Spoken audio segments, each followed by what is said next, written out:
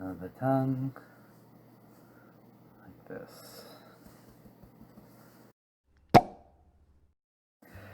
Greetings and salutations, everybody.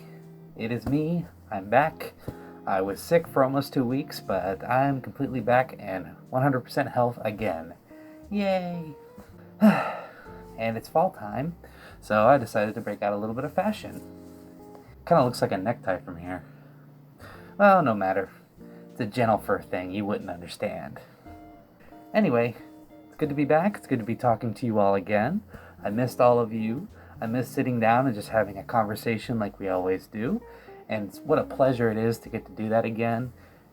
And today's topic is going to be one interesting one that I've thought about doing for a while, but I wasn't sure if it was the right time. But seeing as how we are in the Halloween season, it feels appropriate. So let's get to it. Myth: you are not a furry unless you have a fursuit. Okay, I have a lot of things to say about this. You probably have heard this from somebody at one point in your time in the fandom, and I completely get it.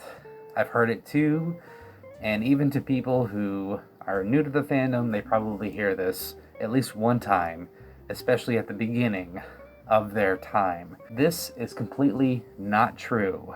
You can still enjoy the fandom. You can still call yourself a furry. Just because you don't have a suit does not make you any less. I think a lot of that claim comes from frustration or discouragement because the person who's saying that probably can't afford one themselves, or maybe they feel like they're left out. But the truth is, it doesn't matter. You don't need a suit to enjoy the fandom. You don't need a suit to call yourself this, right? We do this because we like it. We do it because it's fun. We do it because it's a hobby. It's something that we can enjoy and appreciate each other for. We come together as a community of creators, of lovers, of people who have a common interest. Just because you don't have one of these expensive $2,000 carpets, that's pretty much what they are, honestly, doesn't mean that it makes you less of one. Yes, the fursuit community is a community within the fandom itself. But the fact is, it is a very small, and I'm talking very small, like single percentage small, of furries in the fandom. There are not many of us, as you may think. The ones who have fursuits are the ones who can afford it, or the ones that actively pursue it by making one, or whatever the case is. Now here's a question. Would you believe me if I told you that there are actually people in the fandom who actively do not want to be a fursuiter? You might think I'm crazy. You might think, what horrendous, unfactual, subjective claim is this? It's true. I can attest that there are people that I have met in my time in this fandom who have said they do not want anything to do with fursuiting. And it doesn't mean that they can't appreciate fursuits, doesn't mean they can't still enjoy them, be friends with those who do have fursuits, or who maybe they can try them on at least one time. It doesn't mean that they're anti-fursuit. Where they're coming from, they themselves do not see themselves in an active role as a fursuiter in the fandom. And I ask them why. I say, why is it that you don't want to try it? And more often than not, the answer is, it's not that I don't want to try it, I just would not want to do that myself. I would not have a fursuit of my character myself. And then maybe from there they'll start to name reasons why. Maybe it's too expensive. Maybe they just don't want to be hot, sweaty, and panting to be their character. I completely understand that. Maybe they just find it as something that's too popular or too mainstream. Maybe they feel like they can express their creativity in the fandom in other ways. There is nothing wrong with that either. If you don't feel like that you are called to be fursuiting or to get one at some point in the future, then by all means, you don't have to. Nobody's forcing you to. It's okay to be okay with not being okay with it, if that makes sense. I think I just made a paradox there. I hope the universe doesn't come crashing down. Oh no. Like I said before, a lot of the energy that seems to come from these claims that you need to have one in order to be in the fandom, a lot of it seems to be fueled by frustration. Like, I can't have a fursuit, so I have to be salty about it. There is no exclusive club, okay, of fursuits, right? The closest thing that we have as far as something that's exclusive is the headless lounge at conventions. That is probably as exclusive as it gets. I wonder if there are people who actually think that we have some sort of secret society meetings underground, underneath the convention. Like we have some kind of special gathering where we all get in our hoods and then we sacrifice a non-suitor. That got a little dark, but it is spooky time. Rawr. Anyway, that doesn't happen. There are no secret societies as far as I know. I've not been invited to one if there are. You can even help us out a lot by supporting your local suitors. Be a handler for one if you want to really be involved.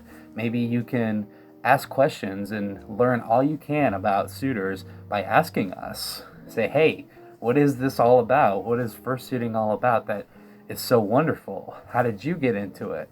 What's the benefit of it? What's the pros and the cons? Actually, sometimes it feels like there are more cons than pros. Ugh.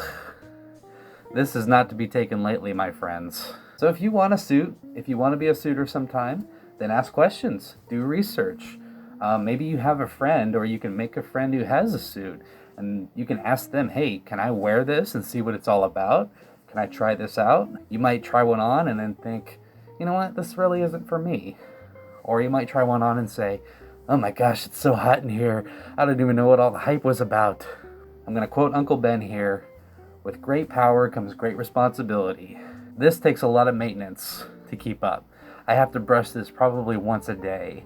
I have to keep it clean. I have to keep it dry. I have to make sure that it doesn't get stolen when I leave it in my car for whatever reason. If my house ever gets broken into, the first thing I do is check the closet. It's never been broken into, but you get my point. So yeah, that's all I really have to say about this. I think we can safely say that this myth is busted. You don't need a fursuit to be a furry, and you certainly don't need one to have fun at conventions or to still enjoy yourself around others. And finally, I just want to leave you with one very important word of advice. Please, please, please do not be in a rush to buy one. If you're so enamored and so excited and so ready to be one of these, if you want to get one of these really expensive things, do not rush. One, if you cannot afford it, and two, especially if you don't know where you're buying from. There are a lot of frauds out there. There are a lot of makers who are on websites who claim to be selling a full suit for only $500. Or maybe you look on eBay and you find one for like $100.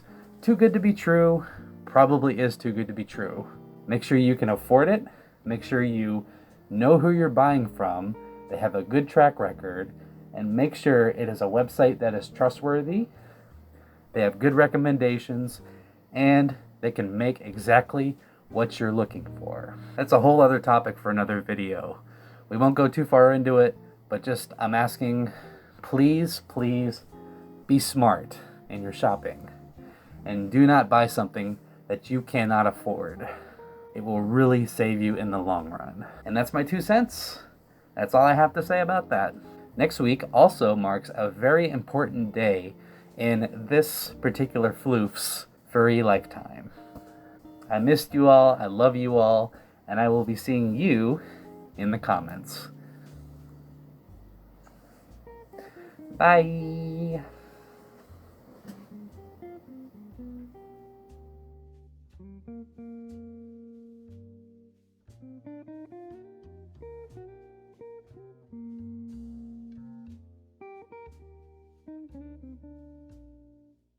Rawr.